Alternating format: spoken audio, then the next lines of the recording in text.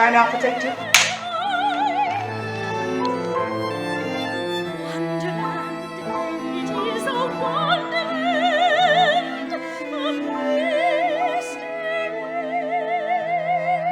Well, here we are living in this COVID malaise. We feel like we're underwater all the time.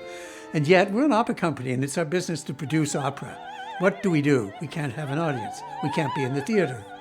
I thought, let's find something that we can actually film. Let's find something that's a little bit different. Let's find something that can be, say, for a whole family. It doesn't need to be specific to opera lovers. I was happy and lucky to find a setting of the Alice in Wonderland story by a Canadian composer, a woman. Elizabeth Rom is her name. And when I found this story with 9 singers and a small ensemble, it looked to be perfect for this project. Once COVID hit, we were all pretty devastated in the arts. Gradually, it became apparent that even the small audience dream was disappearing, that in our world, the theaters are closed, the theaters are dark. It's pretty devastating. And clinging to the idea of the Garden of Alice, we started to develop, well, what if we did it specifically for film? Rather than an archival of a live performance, but rather specifically and intentionally for film. What would that mean? What would it do? What does opera sound like?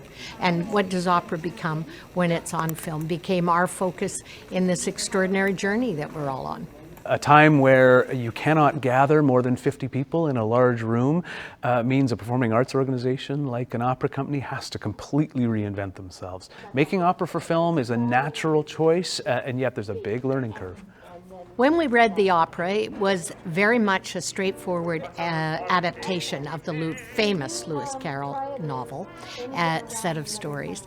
But because we were doing something special for a unique artist in Tracy Dahl, we started to reimagine what the piece would be. By that I mean, when Tracy Dahl in 1985 played the young Alice, it was Alice having a dream in Wonderland and waking as a young girl from that experience. But we wanted to invite Tracy, who is obviously one of Canada's finest opera stars, to the project. It would be from her own perspective now, as a mature woman, and how would we set that up? So it became reimagined as a woman in a hospital, isolated, alone, thinking about and coming to grips with the fears that one has when one is alone. I think something we can all relate to right now. Not COVID specific in terms of the illness, but definitely something that's in all of our mindsets. And she receives a book that was a childhood book from her sister. Turns out to be Alice in Wonderland. She falls asleep, and in going through the adventures in Wonderland, sometimes drifting back into the hospital, sometimes remaining aware slightly of the hospital, the surrealness of that experience, she wakes in the morning and finds her spirits have risen, that the laughter and humanity that Lewis Carroll brings us brings her back into enjoying what the world has to offer. You don't have to run away to Wonderland to have a magical experience. Life itself can and will be magical for Alice. Why, yes, I would. Alice is a woman of a certain age, my age, and she's in hospital. She's been there a while. She's been isolated, not being able to see anyone. It's not COVID. So Alice is in hospital. She receives a book from her sister, which is a childhood book they shared, and it's Alice in Wonderland. And it's a little bit of the Wizard of Oz in that she goes, when she falls into her dream world, which is affected by the drugs she's having in the hospital and given to her, it affects her dreams and her state of mind. And she journeys through that world, and all the people that she's seen in the hospital appear in that world of Alice in Wonderland.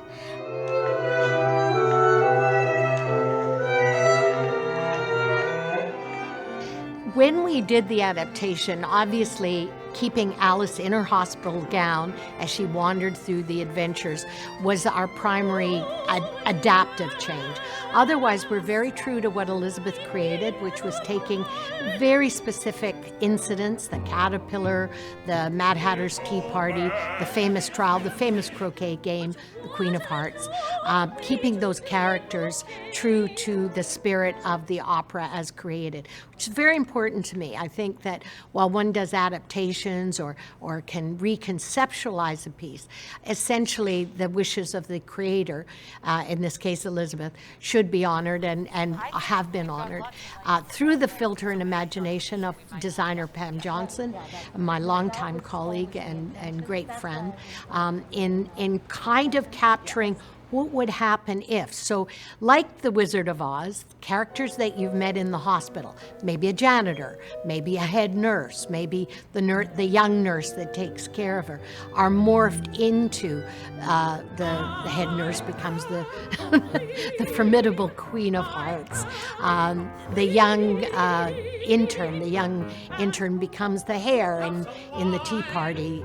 It's so we lay in, as one does in one's imagination, a dream state is taken from a reality that we're experiencing, and work through those fears, those moments of laughter. Glynis and I go way back, probably 25, 30 years, I've lost count. But it's a great collaboration. I adore working with her. We are always pretty much on the same page. I get her vision and support it in every way I can. So it's a great collaboration. I love Glynis. Glynis is always a joy. She's always got fun gags that she wants to do and things like that. So, and I've been working with her for many, many, many years. Action!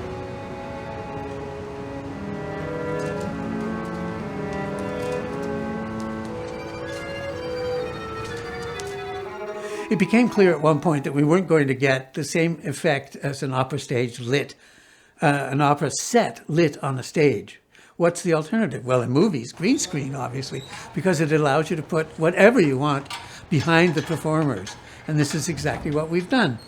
We also are using green screen, which is new to me, and it's supposed to solve all the problems that we have, which is multiple locations, different, with the story of Alice where she changes sizes and constantly going from small to big and that kind of thing. So the green screen is supposed to really help us with that, which it is. It's fantastic. It's going to be beautiful.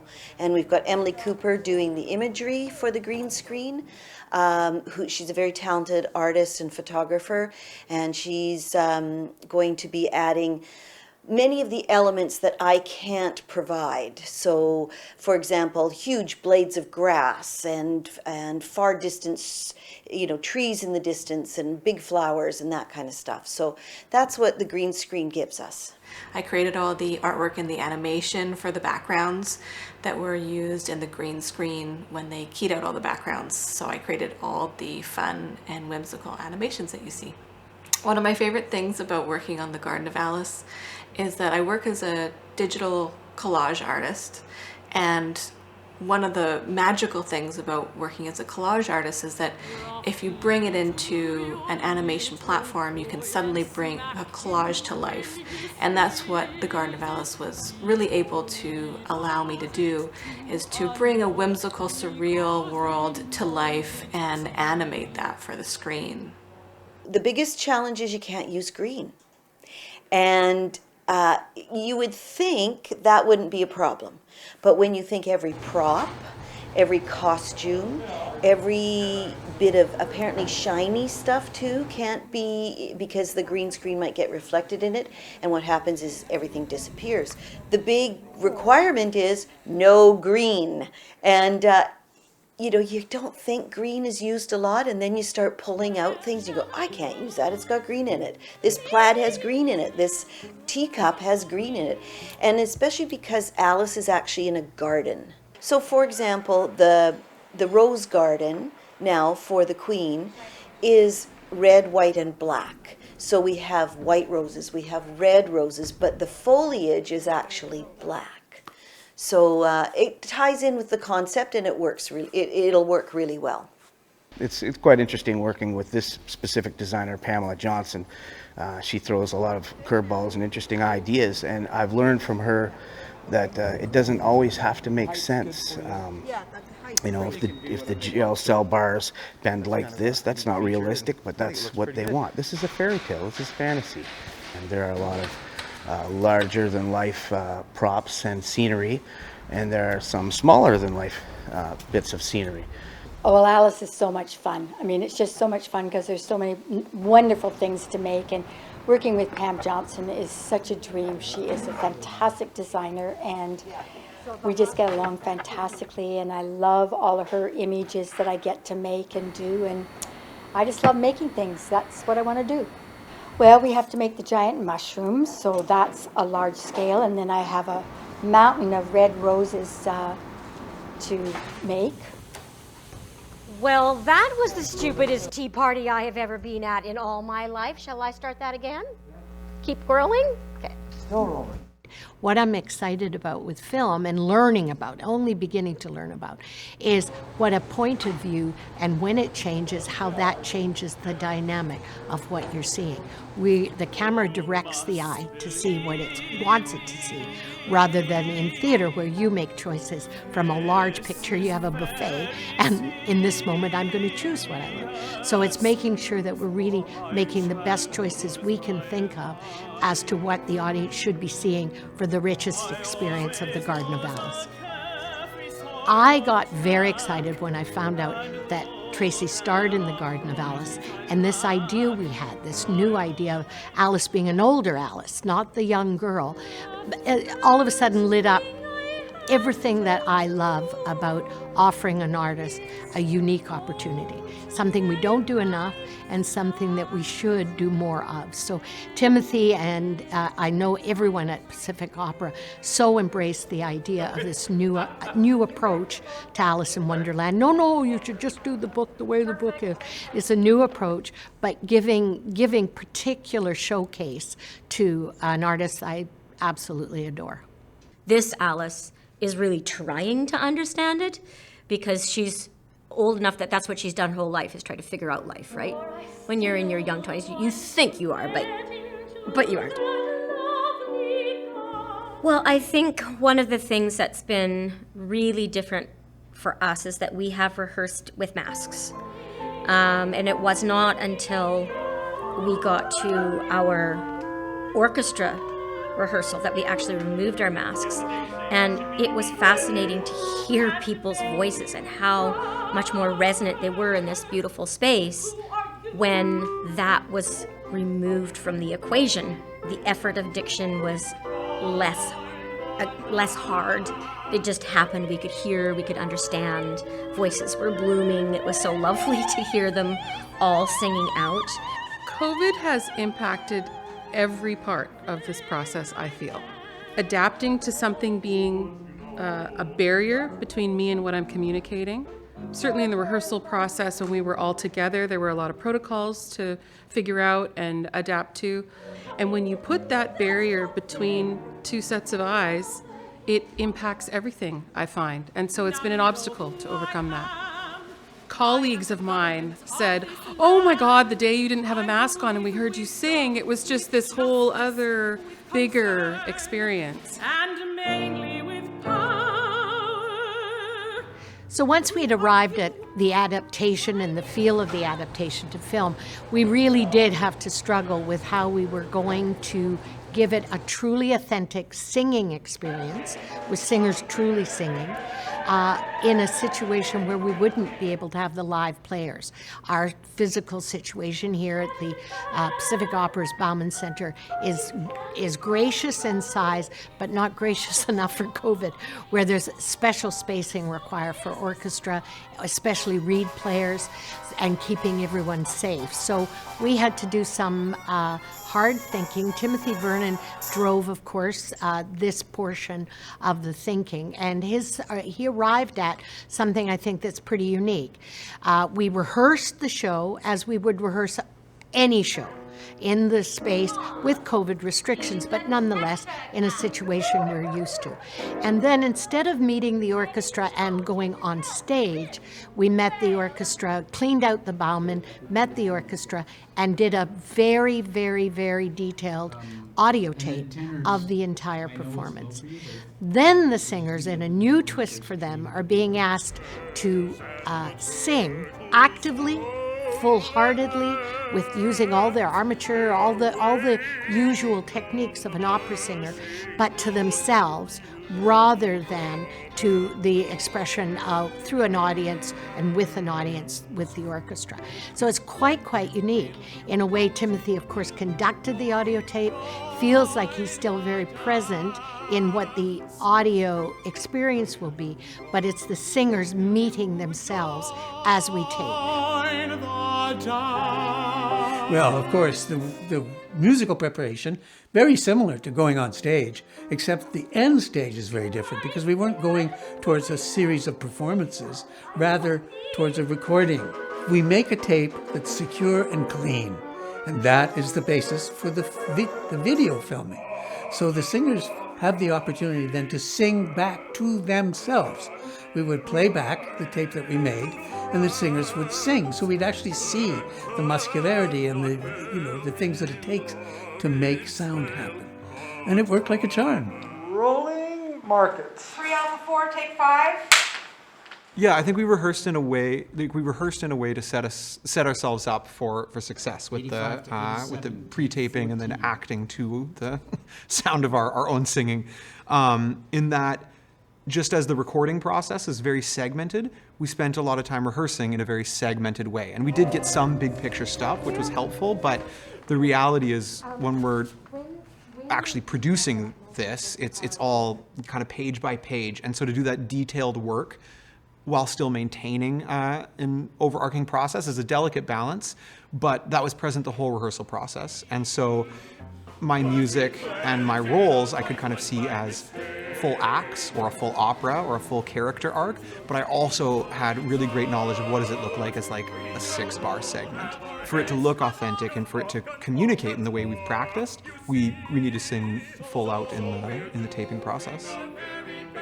It's certainly a unique experience. I don't know that many of us have sung along to ourselves before, and it's always an uncomfortable experience when you hear yourself and you go, oh man, do I really sound like that? The intention changes when you're acting along to something that you, or some extension of you in the recorded universe, have already done. So it does make you flex your muscles as an actor in a unique way as well. The more difficult things are actually the in and out, as many people would tell you, of speaking and then singing, right? The singing, we understand, we do it all the time, and we know how to support that. It's when you're going into a cry or a shry through dialogue that can be quite hard on the voice. And for our perspective, you and I, we chose to leave off the dialogue bits so that I could just feel them organically, because I'm drugged. There's no way I'm going to be able to say that the same way twice. For me, anyways, in this process that we've been in up till now, I find the singing is the only way I can do that. The minute I start to mark or just move my mouth, my whole physical energy changes. And I notice it as well with my colleagues if they're opting that time round. We've done it 5 times and they opt not to sing. The physical energy does change. It would be working too far away from our comfort zone and from what we know just to all of a sudden be mimes. What it affords us, because we've recorded it first, means that it's correct. So we're not having to film correct and sing correct, orchestra correct. There would be a lot of things and a lot of elements in something like that could go wrong, where you would be singing ad nauseum.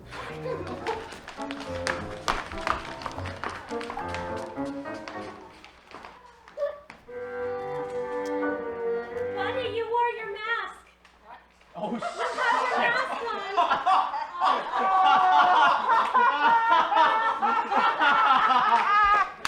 Well, of course, we weren't aiming for live performances with audience. We couldn't have an audience.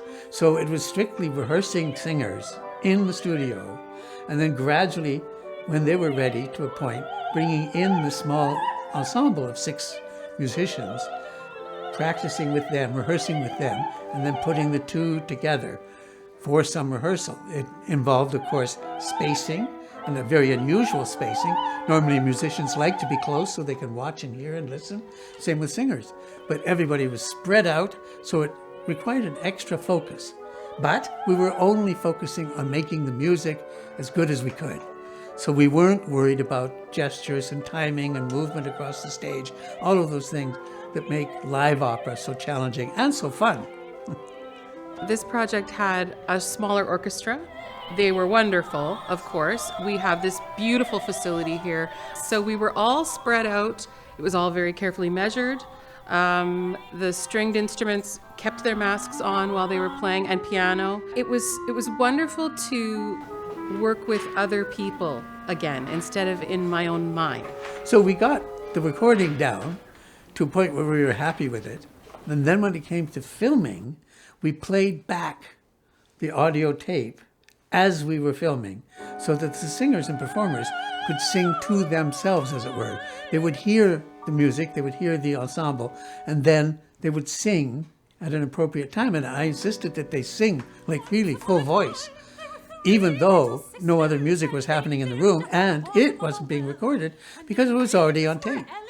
And now we are mouthing our words, which is another element that we're not used to at all, because of course that's dealing with film or music videos or anything like that. So that's something we're not used to at all. So it's getting that challenge and meeting ahead over it, for sure. We want the idea that it's like we are singing live, because you want that live feeling with our audience that we're presenting it for.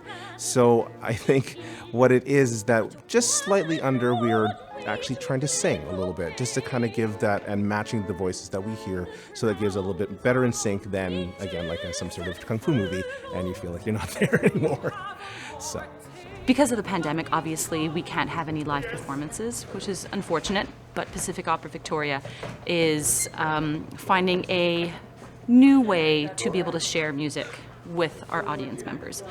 What's really fascinating with this project is we've kind of taken it apart into two separate formats. We've done an audio recording, and then we will be doing a video recording.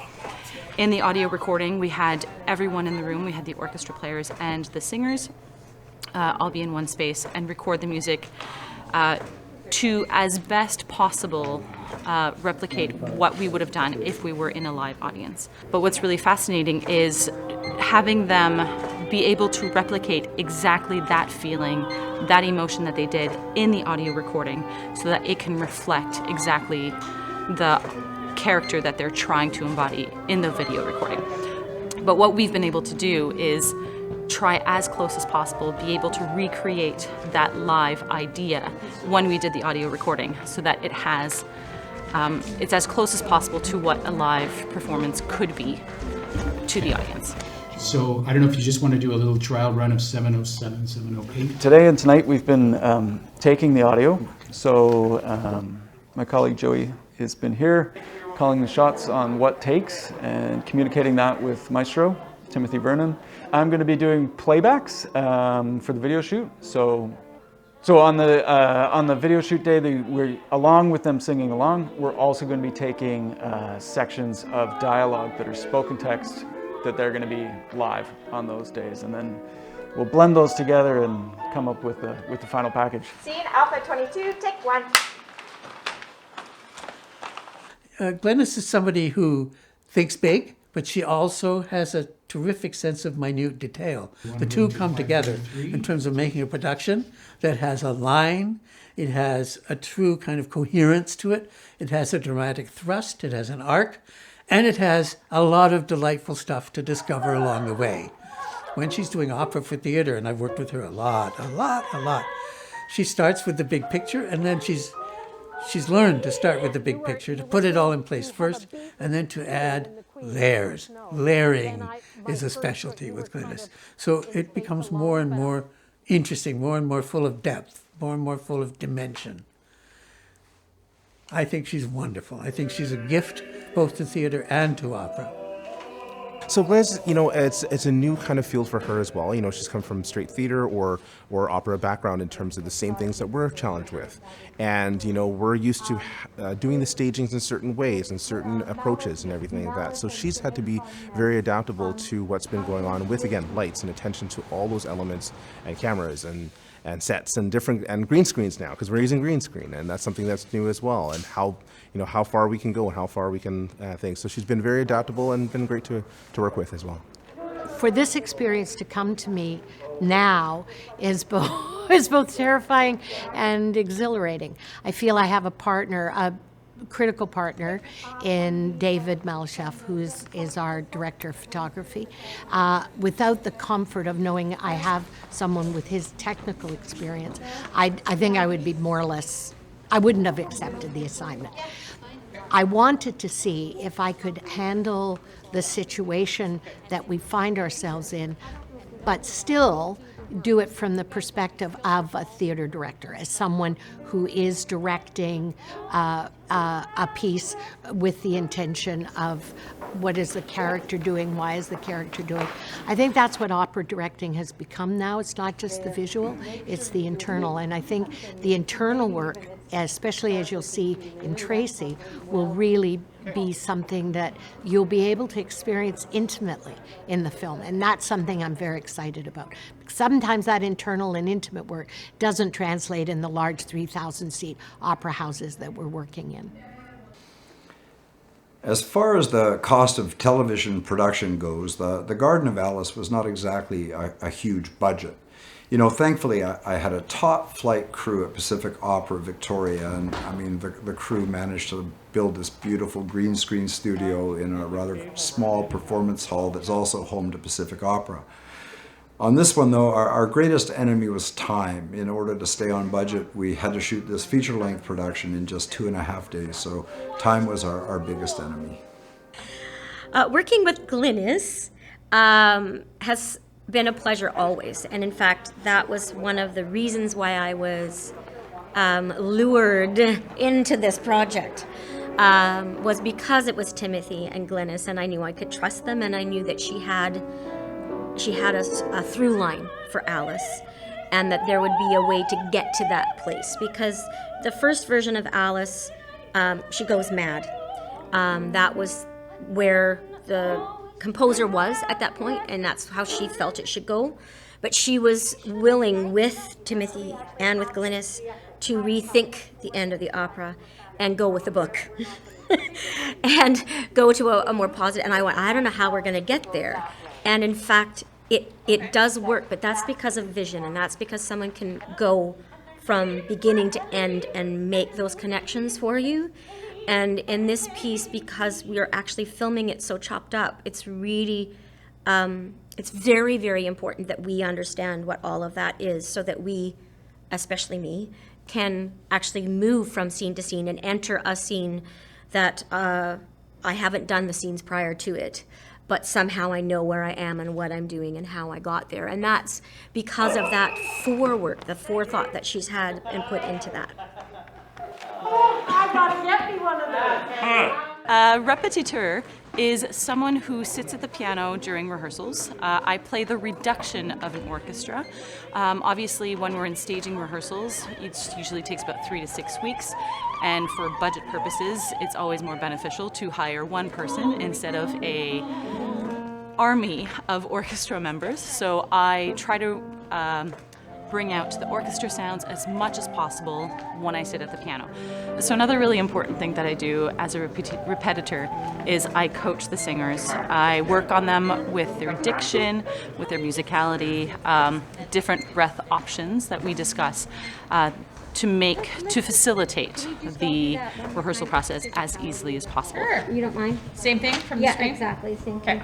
There are a lot of wonderful details in the production that Pam has put together, and the crafts of our props people and the set people. Like, it's just, there's so much to take in that if you can see it more than once, it's not long. Watch it again and follow someone new.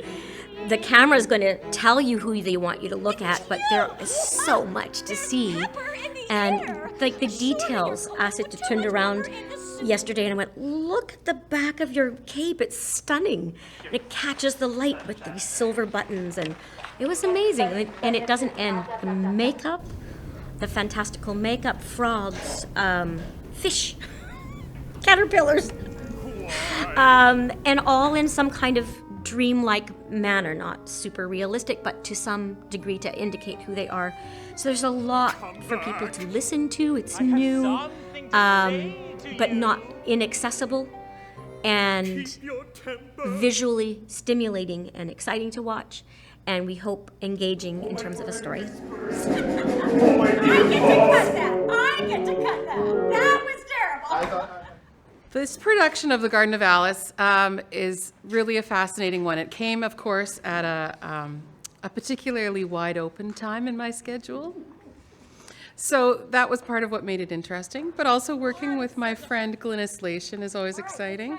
And Pacific Opera Victoria has been so kind to me over the years. I'm always very, very happy to work here in Victoria. Every project is unique, and so I would never judge a project from the outside. It was really about just saying yes and putting on my mask and figuring it out and showing up. Well, first of all, we had to, have a very frank conversation with artists because they have to travel. We're an opera company on an island on the west coast of Canada. We have a very small stable of opera artists in this city, so we rely on Canadian and international travel for our artists. So we first had to engage them in meaningful conversation. Were they prepared to travel? Were they prepared to isolate as a household bubble with a group of a dozen other performers? Were they prepared to spend 6 weeks in a city away from their families during a pandemic? And were they willing to perform in front of a camera? These are people who are used to performing in front of large auditoriums and it being an ethereal experience and an ethereal performance. Were they prepared to be burned into tape? COVID has been really brutal for the arts industry and for artists, and so many of my colleagues have experienced really tough times, and I had lots of work canceled. But there's also been a lot of really wonderful opportunity to work on The Garden of Alice, to be like, what does an opera look like when it's a movie? Myself and lots of artists, lots of colleagues that I've seen have really hunkered down into their creativity in this time, and I think have been coming up with work that's risky, that's creative, and that's really, I think, innovative and exciting. Yeah, working in opera in COVIDian times is been a real head spinner, I think, for a lot of us. Used to working in a certain way, and it becomes very much routine, and we've had to learn so much, not just about the health protocols, but doing our business and making our art in a different way. I think, in the performing arts have been a little late getting to the party of exploring the digital realm, and we kind of took a break. I think kept our eye off the ball, and so we're really having to play catch up. I know it's been a daunting learning curve for a lot of us. We've got people losing their homes. We've got people getting evicted out of their apartments. We've got, despite all the programs that are out there, we've got a lot of being shamed by the wider society for taking the CERB and going on the Dole, and that's been really hurtful. So I think people are dealing with those issues. I just realize how fortunate I am to be able to work with colleagues that I know and love and respect to make anything. I would sing the phone book if someone would pay me to do that right now. I would absolutely do that. You know who your friends are when the times get tough. I think for a lot of people, it's made us rethink our own futures. Especially in the arts industry and everything like that. People are talking of should I stay, should I go, or how can I adapt myself, and all this kind of stuff. So I've gone through those same questions myself. But I think as artists, I think we're always resilient. We always try to come back from all these kinds of things, whether it's a pandemic or financial insecurity or whatever it is that might happen. And I think we'll come up on top as we go.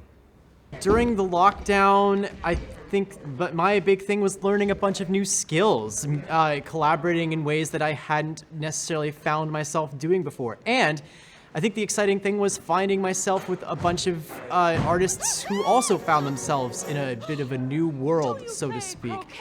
Looking at different ways about how to create together, how to be together when we could not be in the same place physically. And I think in that there was a different kind of magic that also was able to present itself, and it meant collaborating with people I never would have thought I would have been working with before in new and exciting ways.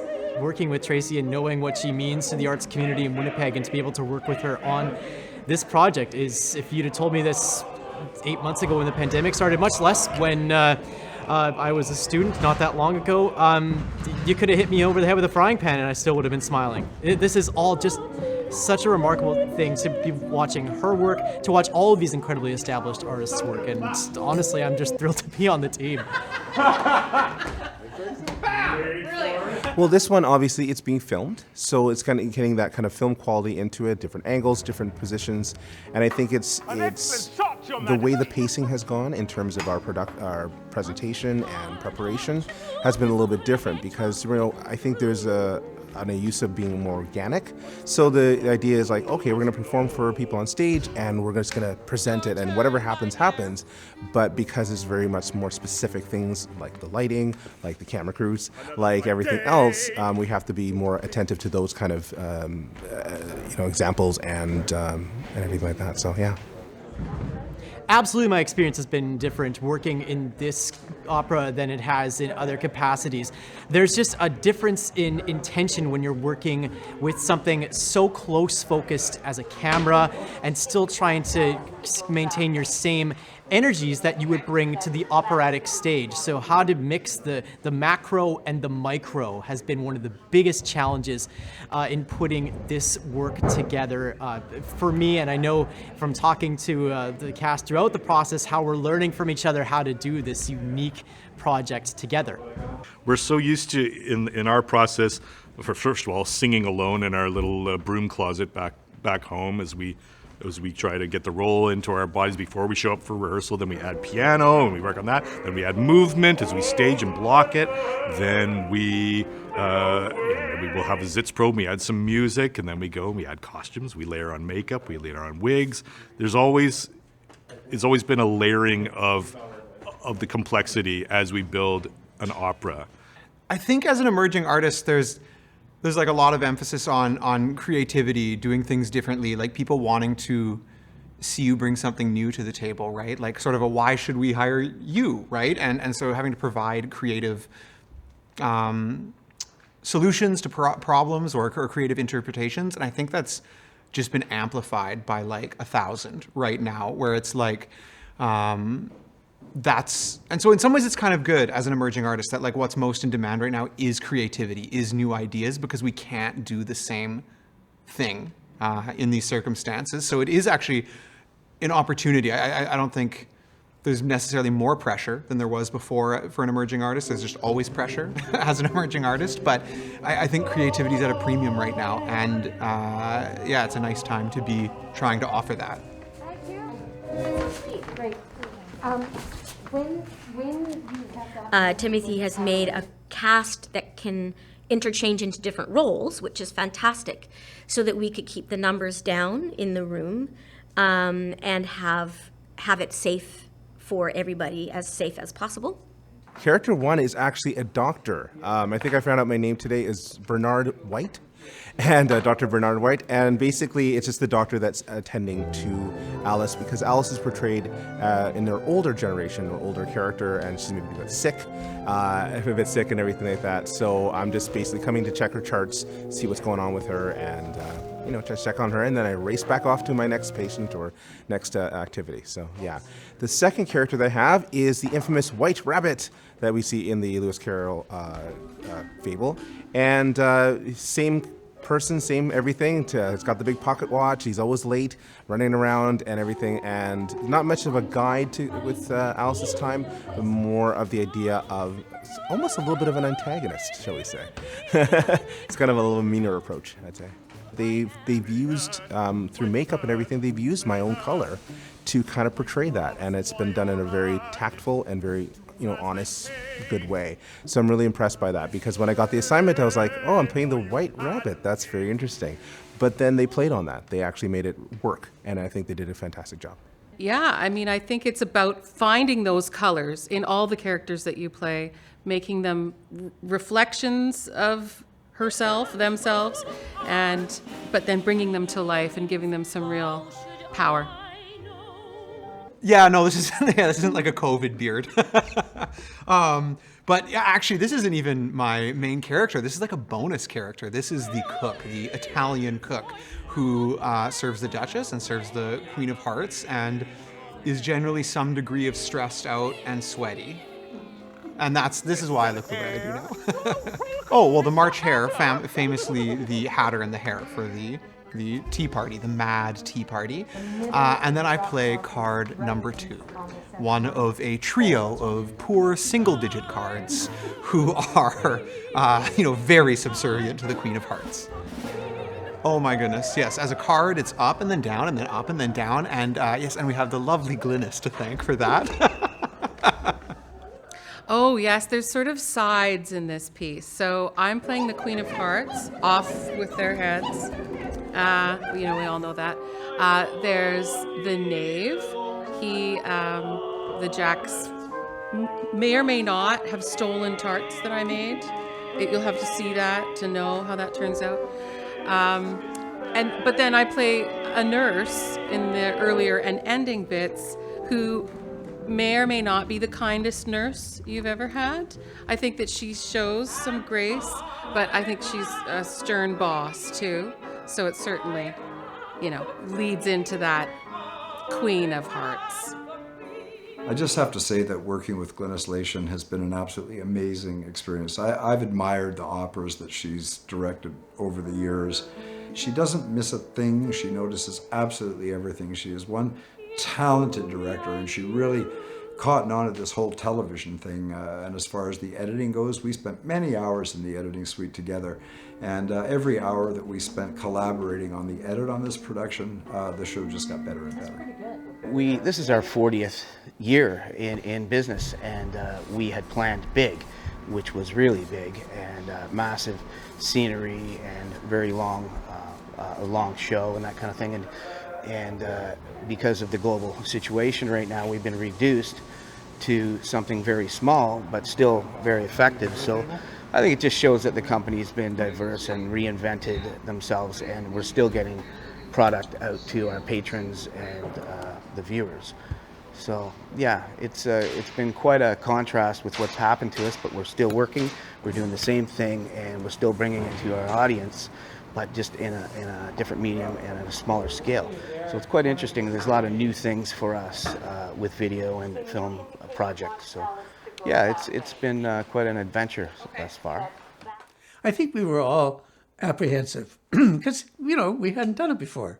And it was sort of a theoretical concept on my part. Let's try this. But I think in the end, we've all loved it. We've all enjoyed it. I think all the performers did. And so far as I can tell, certainly everybody at POV. And Glynis herself, it's adding a dimension. It's perfectly wonderful. And I think we would do it again, yes, with the appropriate piece. And if it were the best solution to a way of producing it such that everybody would enjoy it. Well, I guess the biggest difference is that we can't be in the theater. We can't put on our main stage productions. So we've had to pivot and find smaller works, chamber works, and mainly do our work online so that we can continue to bring art to our audiences. Nothing really replaces being in a theater with a full audience and the orchestra and all the sets and the singers. I can't wait for that to come back. Well, I think the future is bright. I think that there's a real pent-up demand for performing arts, so we will, once people are allowed to gather in larger numbers, we will see a return to the performing arts. But that said, the live performing arts, we will see a return to the live performing arts. But that said, I think new media is also going to become a critical marketplace for opera performance and opera creation. So the reality is we now need to look at a future that is both hybrid, both live and recorded. And we had to learn new techniques about how recording and filming and performing in a digital space is different than on stage in an acoustic space, and that there are limitations, but that there's also a lot of possibilities, and so to really try to ignore the limitations and focus on the possibilities and explore that and see how the digital world can amplify opera and classical music and reach more people or different people or reach them differently. You know, I think we're all game to try anything. I think there's been a generosity of spirit. We're also feeling so grateful to be able to make art in this time. This really was a coming home to family moment for me. Every company, every opera company certainly is searching and trying to find ways. This was our way of taking a step forward into a new terrain. Pacific Opera's always tried to venture forth, not to be content, not just to repeat, but to find new things and new ways of doing them. So this is one, and I don't know what the future will hold in terms of coming back to this mode of presentation. I'd be thrilled to, because it's been such a learning curve for absolutely everybody, and we were all entranced by doing it. And I don't know, we'll see. Of course, we hope that the COVID thing lets up and that we'll eventually be back in the theater with our audience. But in the meantime, we've added to our performing vocabulary, we've added to our capacity, we've added skills, we've brought fresh talents. We need to do another one. You know, the capacity we've built with the thanks of you know, filmmakers standing behind this camera, with the help of all the expertise who've brought filmmaking to our art form. We owe it to ourselves, we owe it to them, we owe it to our art form to make sure that that has a legacy, that we can build on that, and similarly with audiences, we're reaching new markets through these channels. So we owe it to ourselves and the community to make sure we build on this success. So, yep, we're having to plan for the next film and the next one after that. This needs to become part of what we do.